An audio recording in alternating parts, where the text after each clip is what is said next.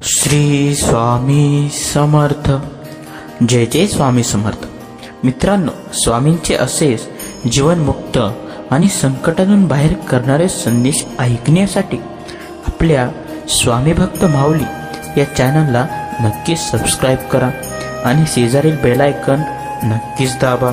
मित्रांनो, आज स्वामी तुमच्यासाठी गोड बातमी घेऊन आलेले आहेत आणि आज तुमच्या मनातील सर्व इच्छा स्वामी पूर्ण करणार आहेत.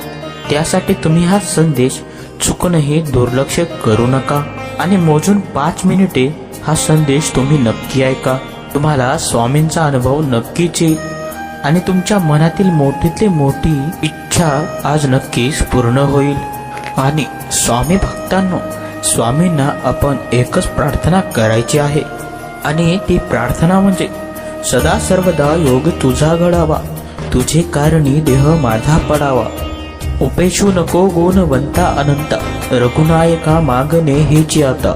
ज्या ज्या ठिकाणी मन जाय माझे, त्या त्या ठिकाणी निज रूप तुझे. मी ठेवितो मस्तक ज्या ठिकाणी, तेथे तुझे सद्गुरु पाय दोन्ही.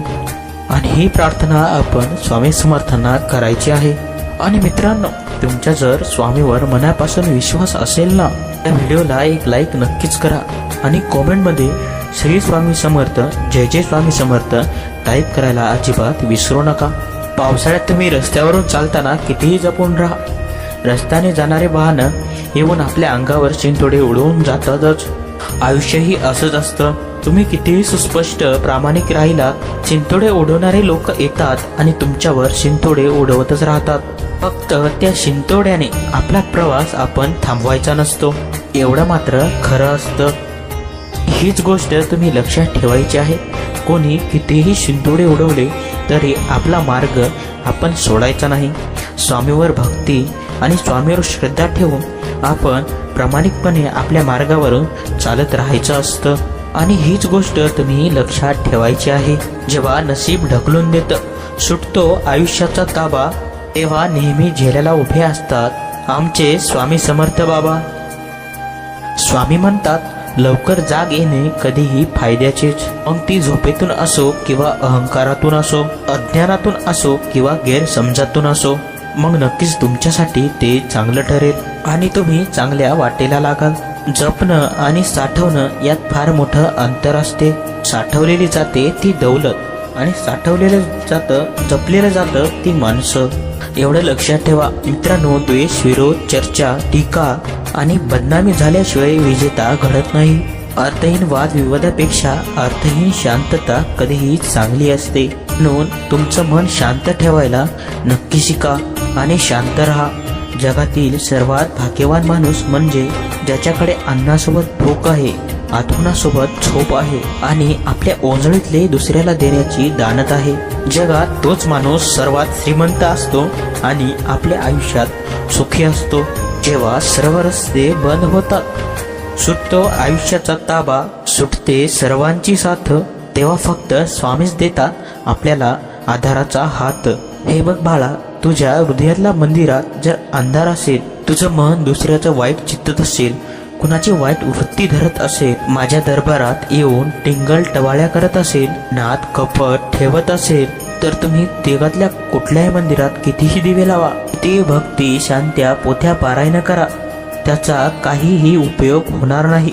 माझ्या जवळ येऊन माझ्याशी एकरूप राहायचं, एवढं तुम्ही फक्त नक्कीच लक्षात ठेवायचं आहे. जो माझ्या ताब्यात आहे त्याचा ताबा कोणीही कोणतीही शक्ती घेऊ शकत नाही, एवढं निश्चित आहे. आणि तुम्ही तुमच्या मनात एक ठाम ठेवा.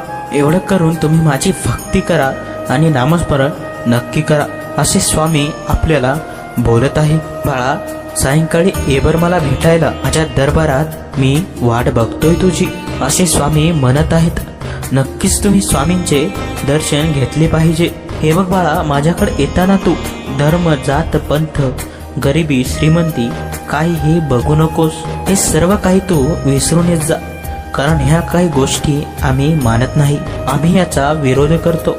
ते तुम्ही मनुष्यानी निर्माण केलेलं आहे, आम्ही नाही. आम्ही सर्वांसाठी सारखेच आहोत. स्वामी सांगत आहेत, कोणी तुझ्या वाईटावर असेल, तुला कोणी त्रास देत असेल, तर तू याकडे लक्ष देऊ नकोस. मी आहे ना तुझ्या पाठीशी. फक्त मुखात माझे नाव घेत राहा, नामस्मरण करत राहा. कोणीही तुझं काहीही बिघडू शकत नाही आणि बिघडवणारही नाही, कारण तुझ्या पाठीशी आम्ही स्वतः उभे आहोत. घरासमोरील गाड्या आणि रुबाबाला श्रीमंती समजू नकोस. श्रीमंती तू समजू अजिबात नकोस, कारण घरातील वयोवृद्ध म्हातारी माणसं हसताना दिसतील तेव्हा समजायचं की घर खरोखरच श्रीमंताचं आहे. आणि श्रीमंताचं घर तेच असतं ज्यामध्ये आई वडील असतात आणि ते हसत खेळत राहतात. काही लोकांना वाटतं संपला हा आता आणि उठला याचा बाजार. मग अरे मूर्खांनो, या ब्रह्मांडाचे मालक स्वामी हे आमच्या मागे उभे आहेत. त्यांचा आमच्या पाठीवर हात आहे. त्यामुळे आम्ही पडलो काय आणि काही जरी झालं तरी आम्ही नव्याने सुरुवात करू आणि नक्कीच यशस्वी होऊ. स्वामी त्यांच्या भक्तांसाठी विधी लिखित सुद्धा बदलतात. स्वामी आपल्या भक्तांचं भविष्य सुद्धा बदलून टाकतात. म्हणून स्वामीवर श्रद्धा आणि स्वामींची पूजा ही नक्की करावी. मित्रांनो, कसा वाटला आजचा व्हिडिओ कमेंट करून नक्की सांगा आणि स्वामी भक्त माऊली या चॅनलला सबस्क्राईब करायला अजिबात विसरू नका. धन्यवाद. श्री स्वामी समर्थ. जय जय स्वामी समर्थ.